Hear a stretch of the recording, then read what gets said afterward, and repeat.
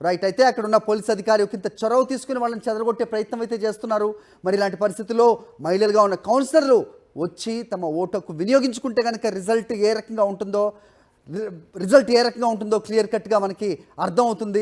So majority ఉన్న వైఎస్ఆర్సీపీ కౌన్సిలర్లు vote హక్కు వినియోగించుకోకుండా వీళ్ళు చేస్తున్న ఈ కుట్రలను భగ్నం చేసే ప్రయత్నం అయితే పోలీసులు చేస్తున్నట్టు తెలుస్తోంది. కానీ అక్కడున్న అరకొర పోలీసులు మరి పెద్ద సంఖ్యలో వచ్చిన ఈ టీడీపీ శ్రేణులను అలాగే గూండాలను మరి చెదరగొట్టడంలో ఏ విధంగా సఫలం అవుతారనేది మాత్రం ఇక్కడ చూస్తున్నాం. వాళ్ళు చెదరగొట్టే ప్రయత్నం చేస్తున్నప్పటికీ వాళ్ళు ఎదురు తిరుగుతున్నారు, వెళ్ళడానికి ససేమేరా అంటున్నారు, ఒకంత భయభ్రాంతులకు గురి చేసే ప్రయత్నం అయితే చేస్తూ ఉన్నారు.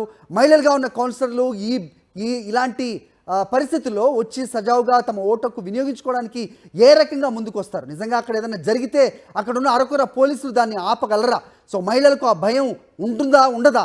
సో మరి వాళ్ళు వెనక్కి వెళ్ళిపోయిన పరిస్థితిలో కలెక్టర్ ఆదేశాలు ఇచ్చినా మరి సరైన పోలీసులు అక్కడ ఎందుకు లేరు అనేది ప్రశ్నగా ప్రస్తుతం మనకు కనిపిస్తోంది. వాళ్ళని తీసుకొచ్చి వాళ్ళ ఓటుకు వినియోగించుకుని రిజల్ట్స్ని సజావుగా ప్రకటించే పరిస్థితి ఉంటుందా లేదా అనేది మాత్రం ప్రస్తుత పరిస్థితిని బట్టి చూస్తే మనకి తెలుస్తోంది. మా కరెస్పాండెంట్ రాజు కూడా ఉన్నారు, మాట్లాడదాం. రాజు, నా మాట మీకు వినిపిస్తోందా? ఏం జరుగుతుంది అక్కడ?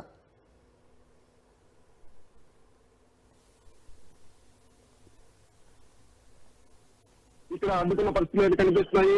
ఏఎస్పీ దేవరాజ్ మనీష్ ఆధ్వర్యంలో పెద్ద ఎత్తున బందోబస్తు చేసినప్పటికీ పోలీసులు ఎత్తుకుంటూ కార్పొరేట్ కిడ్నాప్ చేసేందుకు ఇక్కడ పెద్ద ఎత్తున తరలిరావడం జరిగింది. మున్సిపల్ ఆఫీస్ చుట్టూ కూడా సెక్షన్ 144 అమలు చేసినప్పుడు కూడా వాటిని బేఖాతరు చేస్తూ ఎప్పటిలాగా అంటే ఇప్పటికే 3 దఫాలుగా ఈ ఎన్నికలు అడ్డుకుని టీడీపీ వాయిదా వేయించింది. ఇది 4వసారి.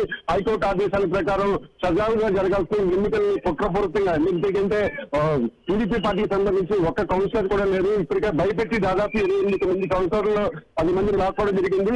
అయితే కోరం లేకపోయేసరికి తాము ఎలాగో ఈ ఎన్నికల్లో ఓటమి పాలన అవుతామని చెప్పి మిగతా కార్పొరేటర్లు కూడా భయభ్రాంతులు గురి చేశారు. అయినప్పుడు కూడా 17 మంది కౌన్సిలర్లతో కూడా వైఎస్ఆర్సీపీ పక్షాన్నించారు. ఇదంతా కూడా ఇవాళ సజావుగా ఓటు వేసేందుకు సిద్ధమయ్యేది.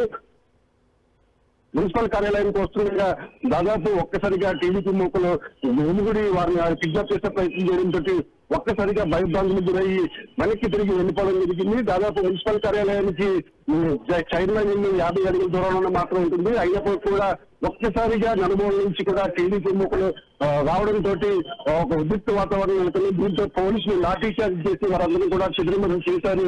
అయితే ఈ ఎలక్షన్ కూడా జరగకుండా ఉండేందుకు టీడీపీ కుట్రపడిన పరిస్థితులు అయితే ఉన్నాయి. ఓవరాల్ గా చూస్తే హైకోర్టు ఆదేశాలను సగంగా నడిపించాల్సినటువంటి కూటమి ప్రభుత్వం పూర్తిగా కుట్రపూరితంతో ఈ ఎన్నికలు ఎక్కడికెక్కడ భయపాటులు గురి చేస్తుంది.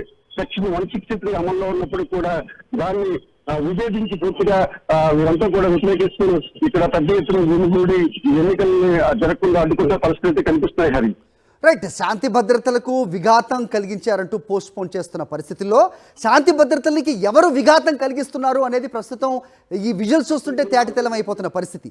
అయితే పరిస్థితి ఇలా ఉంటుందని తెలిసి కూడా సరైన బందోబస్తు అంటే ఎక్కువ సంఖ్యలో పోలీసులు అక్కడ ఎందుకు లేరు? 144 సెక్షన్ నిజంగా అమలు పరిచినట్టయితే కనుక అంతమంది అక్కడ ఎలా గుమిగూడగలిగారు? రాజు, రైట్. ఇది ప్రస్తుతం మున్సిపల్ కార్యాలయం మార్కెట్ ఏరియాలో ఉంటుంది. అయినప్పుడు కూడా ఉదయం నుంచి పెద్ద ఎత్తున ఎక్కడికెక్కడే బార్కెట్లు ఏర్పాటు చేసి బయట వ్యక్తులు ఏమన్నా రానికుండా చూస్తారు. మెయిన్ ఫోకస్ అంతా కూడా చెలో తినిపించిన నేపథ్యంలో పోలీసు అంతా కూడా వైఎస్ఆర్ కాంగ్రెస్ నాయకుల మీద ఫోకస్ పెట్టే పరిస్థితి అవుతుంది. శాంతి భద్రతకు సాగుగా చికిత్సలు వారికి నోటీసులు ఇచ్చి తుది రాకుండా అడ్డుకునే ప్రయత్నం చేసినప్పుడు కూడా టీడీపీ ఈ ఎన్నికలను ఇప్పటికే 3 సార్లు అడ్డుకునే ప్రయత్నం చేసింది. అడ్డుకుని కూడా అయితే ఎన్నికలు జరగకుండా వాయిదా వేసిన పరిస్థితి. ఈసారి హైకోర్టు ఆదేశాలను పక్కాగా అమలు చేయాల్సినటువంటి అధికార యంత్రాంగం అంతా కూడా మరోసారి ఫెయిల్ అయింది. ఒక్కసారిగా కౌన్సిలర్ వస్తున్న సమయంలో వారి మీదకి పెద్ద ఎత్తున టీడీపీ నాయకులు దండెత్తి వచ్చారు. వారిని కిడ్నాప్ చేసే ప్రయత్నం చేశారు. దీంతో ఒక్కసారిగా అమ్మిపోయిన కౌన్సిలర్ అంతా కూడా వెనక్కి తిరిగి పారిపోయిన పరిస్థితులు కనిపించాయి. పోలీసులు కూడా దీంతో ముందున్నటువంటి టీడీపీ నేతల మీద లాఠీ చార్జ్ చేశారు. ప్రస్తుతం పరిస్థితి అయితే కొంచెం ఉద్రిక్తంగా ఉంది. అది మరి ఇలాంటి పరిస్థితుల్లో వాళ్ళు వచ్చి వాళ్ళ ఓటు హక్కు వినియోగించుకునే అవకాశం ఏదైనా ఉందా? ఎంతసేపు వరకు ఈ పరిస్థితి కంటిన్యూ అయితే ఎప్పుడో నిర్ణయం తీసుకునే అవకాశం ఉంటుంది? హైకోర్టు ఆదేశాలు ఇచ్చింది, కలెక్టర్ ఆదేశాలు ఇచ్చారు, కానీ ఏది కూడా అమలు కాని పరిస్థితి మనం అక్కడ చూస్తున్నాం. రైట్.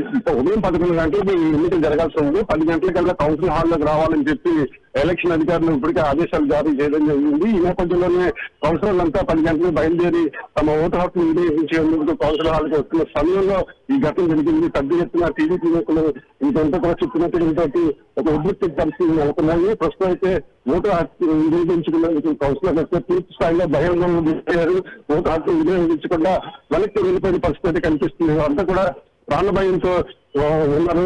ఏఎస్పీ దేవరాజు మనిషి వచ్చి ఇక్కడ పరిస్థితిని అదుపు చేసినప్పుడు కూడా ఒక్కసారిగా నలుమూల నుంచి టీడీపీ కార్యకర్తలు పెద్ద ఎత్తున రావడం తోటి ఇదంతా కూడా వెనుదిరిగి పారిపోయిన పరిస్థితి. హరి రైట్, ఏఎస్పీ అక్కడ ఆయన చేస్తున్న ప్రయత్నాలు కూడా మనకు కనిపిస్తున్నాయి, కానీ సరైన సంఖ్యలో పోలీసులు లేరని మాత్రం విజువల్లో తెలుస్తోంది. ఎందుకంటే అంత పెద్ద ఎత్తున జనం గుమిగూడారు. ఓ మహిళలుగా ఉన్న కౌన్సిలర్లను అడ్డుకునే ప్రయత్నం చేస్తున్నారు. దానికి తగ్గట్టుగా అక్కడ ఏర్పాట్లు ఉన్నాయా అనే ప్రశ్న అయితే వస్తోంది. మరోవైపు ఒక మున్సిపల్ ఉప చైర్మన్కి, డిప్యూటీ చైర్మన్కి జరిగే ఎన్నికలు నిజంగా ఈ రకమైన పరిస్థితుల్లో జరగాల్సిన అవసరం ఉందా? ఇంత పెద్ద సంఖ్యలో ఉన్న ఎమ్మెల్యేలు గెలుచుకున్న ప్రస్తుతం మ్యాండేట్ తీసుకొని ప్రభుత్వం ఇలాంటి చర్యలకు పాల్పడుతుందని ఎలా చూస్తున్నారు అక్కడ ప్రజలు?